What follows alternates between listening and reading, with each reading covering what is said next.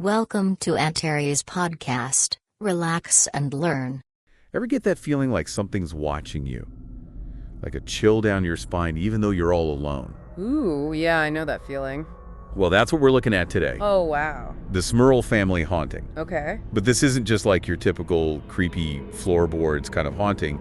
We're talking alleged demonic activity, poltergeists, the whole 9 yards. Wow, okay. This case totally gripped the nation. Everyone was talking about it. And we're going to look at it today. Okay. We've got a Wikipedia article and a bunch of research. We're going deep. All right. You ready to dive into the darkness with me? I am. All right, so the Smurl family. Yes. They lived on Chase Street in West Pittston, Pennsylvania. Okay.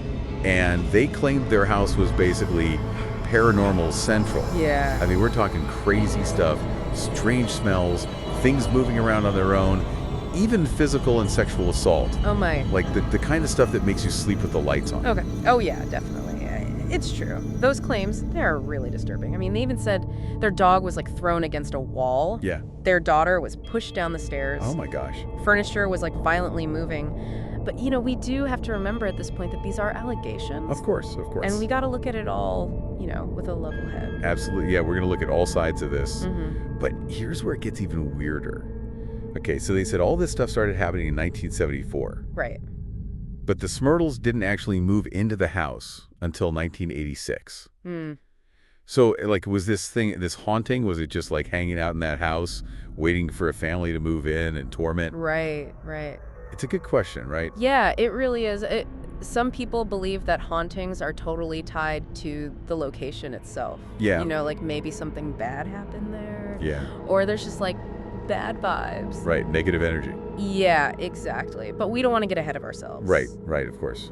We're going to look at everything. So, okay, who comes in to investigate? Yeah. None other than Ed and Lorraine Warren.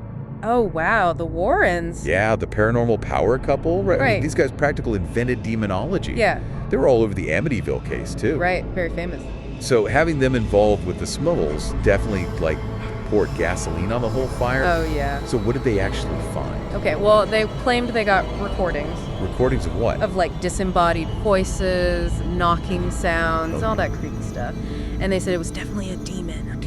Yeah, and Ed Warren, he said this thing was powerful. It could move stuff around, shake mirrors, even make the temperature drop suddenly, freezing cold all of a sudden.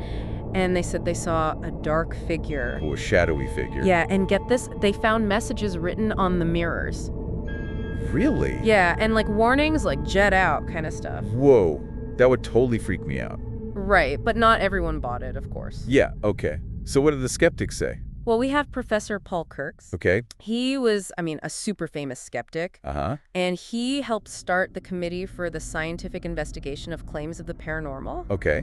And he basically thought the Warrens were full of it. Really? He said the whole thing was a hoax. A hoax? Yeah, he thought maybe the Smurls were delusional. Okay. Or hallucinating, or even that they had some undiagnosed medical condition. Oh, wow, that's pretty different from a demon, right? Yeah, and he actually recommended that the family get psychological evaluations. Wow. It's fascinating how you can have these two totally different interpretations of the same events. It really is. So did they ever look into Jack Smurl's medical history, though? Oh, yeah, that's a good point. He had brain surgery. Really? Yeah, a few weeks before all the stuff started. Okay. Because when he was a kid, he had meningitis. Meningitis, wow. Yeah, and it caused some complications. Gosh. So that surgery, it might have something to do with what they were experiencing. Right. I mean, the brain is so complex. Right, and mysterious. Exactly. So it's totally possible that some of what they went through was related to that. That makes sense. Yeah. I mean, it doesn't explain everything, but it's definitely something to consider. Right. It's a piece of the puzzle. Absolutely. So we've got the Warrens saying it's a demon, and then we've got the skeptics like Professor Kurtz looking for more of a scientific reason. Yeah. And then there's the Catholic Church. Oh, yeah. What about them? Well, they're kind of in the middle of all of this, right? I mean, they deal with faith and things we can't explain all the time. Right. So what was their take on the Smurl family? Okay, so the Diocese of Scranton, they sent people over to figure out what was going on. Okay. But even they didn't know what to think about it all. Really? Yeah, they had some priests bless the house. Uh-huh. But those priests, they said nothing weird was happening. Oh, wow. So the priests didn't see anything? Nope. That definitely gives the skeptics more to work with. Right. Yeah, if the priests who are looking for paranormal stuff didn't even see it. Right. Maybe it wasn't as obvious as the Warrens thought? That's true. But then Janet Smurl, she said a priest did 3 exorcisms on the house. Oh, wow. But they didn't work. That seems like it goes against what the other priests said. It does. Yeah, you've got the church saying different things, and I think that shows just how hard this whole thing is, trying to figure out what's faith and what's real and what science can tell us. Right. It's hard to make sense of it all. It really is. It's almost like if it was a demon, it was only messing with the Smurls. Oh, how so? Well, if the priest didn't see anything, maybe it was hiding from them. Oh, wow. Janet even said it could, move between floors so the priest couldn't get it. Really? Yeah, and she said it even followed them when they went other places. So what do the skeptics say about that? Well, they'd probably say that was all in their heads. What do you mean? Because they were so scared and stressed. Every little noise, every weird feeling, they thought it was the demon. Right, like they were just looking for proof. Exactly, and maybe over time the story got bigger and bigger. Oh, because of all the attention. Yeah, the media was all over this. Oh, of course. So it wouldn't be surprising if some things got exaggerated. That makes sense. So, okay, then the Smurls, they write a book. Oh, really? Yeah, it's called The Haunted. Okay. They wrote it with the Warrens and a journalist named Robert Curran. So did the book, prove anything, or was it just their story? Well, it told their side of the story. But not everyone liked it. Why not? Well, for one thing, the Warrens were involved. Right. So people said it wasn't objective. Okay. And they said there wasn't any real evidence. And some people didn't like the way it was written either. Oh, really? Yeah, they thought it was more like a scary story than a factual account. Well, yeah, how do you stay objective when you're writing about something so scary and personal?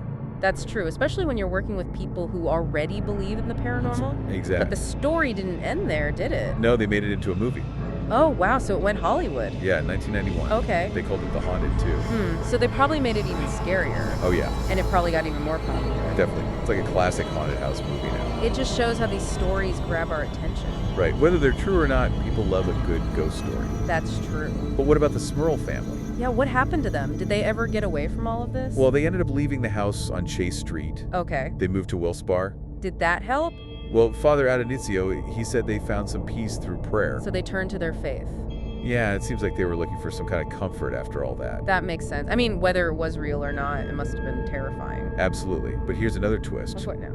So after the Smurls left, a woman named Deborah Owens moved into the house. Okay. This was in 1988. Uh-huh. And she said nothing paranormal happened to her at all. Nothing? Nope.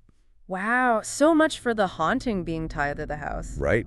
Yeah, you'd think if there was really something there, it would have messed with her too. Exactly. So did the haunting end when the Smurls left. Or was it all in their heads? Right, maybe it was their own fear and anxiety. And it followed them instead of staying in the house? It's really hard to say. It's like the house was relieved when they moved out. Right.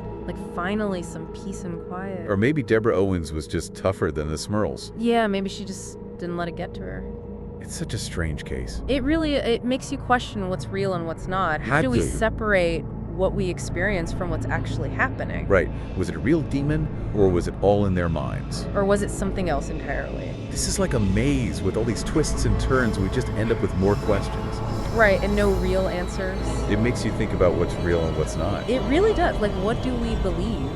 Well, we started with the Smurl family telling us about all this demonic activity. And then we had the Warrens with their investigations. Their findings. Right. And then the skeptics came in with their scientific explanations. Yeah, Professor Kurtz and the whole medical angle. Exactly. And even the church was involved, trying to figure out what their role should be. Trying to make sense of it all. But after all of that, we still don't know for sure. Right. What really happened in that house? Was it really a haunting?